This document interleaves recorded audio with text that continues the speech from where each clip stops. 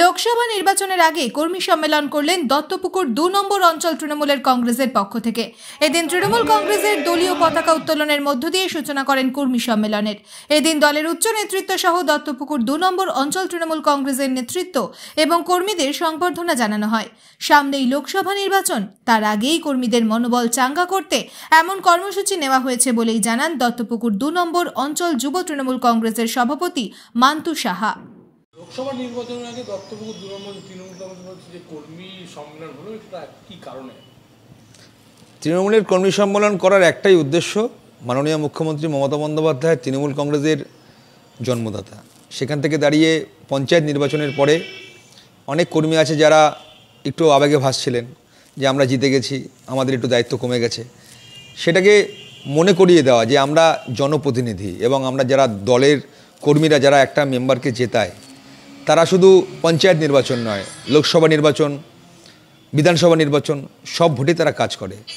তাই এই সম্মেলনের প্রধান উদ্দেশ্য হচ্ছে আগামী যে লোকসভা নির্বাচন, এই লোকসভা নির্বাচনে আমরা কতটা এগোতে পারবো, আমাদের কি কি পদ্ধতি থাকবে, আমাদের কি প্রজেক্ট আছে, এগুলো কর্মীদের মধ্যে তুলে ধরা এবং কর্মীদেরকে উজ্জীবিত করা। তার জন্য এই লোকসভা নির্বাচন, এই কর্মী সম্মেলন।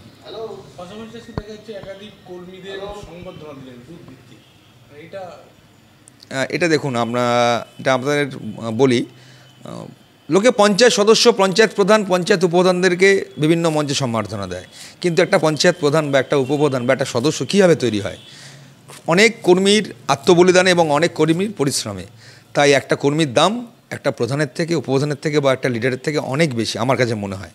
কারণ এক একটা কর্মী, এক একটা বুথে 30টা কর্মী, 40টা কর্মী মিলে কিন্তু ভোটটা করায়, লোকসভা কি বিধানসভা কি পঞ্চায়েত। তাই তাদেরকে সম্বর্ধিত করতে পেরে আমাদেরও ভালো লাগে এবং এটা আমার মনে হয় দলের প্রত্যেকটা এলাকায় এটা করা উচিত। পাশাপাশি জেলা সভাধিপতি সবার গলায় একই সুর যে শুধু বাড়িতে বসে শুনে চলে গেলে হবে না, ভোটটা করাতে হবে, বাড়িতে মুখ খুলতে হবে। এটা নিয়ে কি ভাবছেন? না, অ্যাকচুয়ালি দেখুন, মিডিয়ায় বা টিভিতে আমরা সাধারণত যা দেখি সরকারের বিরুদ্ধে একটুখানি কুমন্ত্রণা, একটু সমালোচনা, কিন্তু মাননীয় মুখ্যমন্ত্রী মমতা বন্দ্যোপাধ্যায় যা কাজ করেছেন তাতে সমালোচনা হওয়ার কথা নয়। আমরা প্রত্যেকটা পরিবার পশ্চিমবাংলায় কিছু না কিছু দিক দিয়ে আমরা উপকৃত সরকারের কাছ থেকে। প্রত্যেকটা বাড়ি সরকারের কাছ থেকে কিছু না কিছু পেয়েছে। সরকারটা কে? তৃণমূল কংগ্রেস।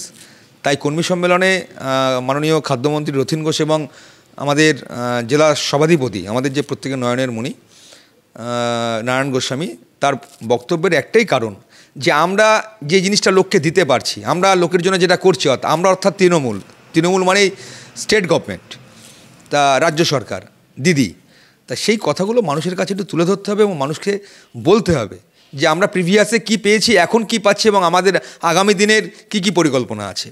এটাকেই প্রত্যেক কর্মীকে বলতে বলা হচ্ছে, গ্রামে গ্রামে, বুথে বুথে, বাড়িতে বাড়িতে। এই ইনস্ট্রাকশনটাই দিয়েছেন। তাদের দাবি যে সঠিক ফেরিওয়ালা পাওয়া যাচ্ছে না কর্মীদের। দেখুন, সঠিক ফেরিওয়ালা বলতে পঞ্চায়েত নির্বাচনের সময় একটা বুথে একাধিক প্রার্থী দাবিদার হয়, সেখান থেকে দাঁড়িয়ে দল যে কোনো একজনকে প্রার্থী দেয়, সেক্ষেত্রে অনেক ইগোর প্রবলেম তৈরি হয়, নিজেদের মধ্যে একটু দূরত্বও বাড়ে। কিন্তু সঠিক ফেরিওয়ালা বলতে যে দিদির কাজটাকে সম্পূর্ণভাবে তুলে ধরবে, তাদের বলার যে অভিজ্ঞতা, তাদের বোঝানোর যে অভিজ্ঞতা, সেই জায়গাটায় হয়তো ঘাটতি দেখা দিচ্ছে। সেই কারণেই লিডাররা এই কথা বলছেন। তবে আগামী দিনে আমাদের 2 নম্বর গ্রাম পঞ্চায়েত ভালো ফল করবে এবং 2 নম্বর পঞ্চায়েতের প্রত্যেকটি কর্মী খুব আবেগপ্রবণ এবং মানুষের পাশে দাঁড়ায়। যে কোনো ইলেকশনে তারা প্রস্তুত, সে লোকসভা হোক, বিধানসভা হোক এবং পঞ্চায়েত হোক। তাই তৃণমূল কংগ্রেস প্রস্তুত আছে, সেটা আমরা আজকে নেতৃত্বদের বুঝিয়েও দিলাম এবং আগামী দিনে আমরা ভোট বাক্সে সেটা প্রতিফলনও করব। ব্যুরো রিপোর্ট, বেঙ্গল জি নিউজ।